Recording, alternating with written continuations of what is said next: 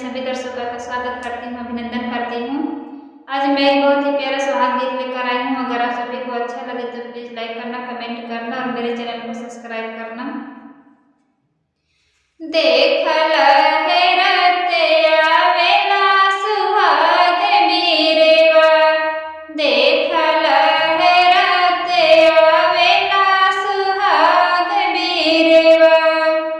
राम जी के आंगने भरल देख गेरुआ, राम जी के आंगने भरल देख गेरुआ। देख सीता जी सिंचनी सुहाग बीरेवा, देख सीता जी सिंचनी सुहाग बीरेवा।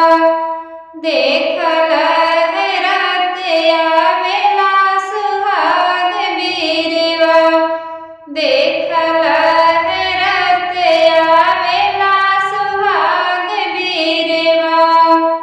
ब्रह्मा जी के आंगने भरल देख गेरुआ, ब्रह्मा जी के आंगने भरल देख गेरुआ। देख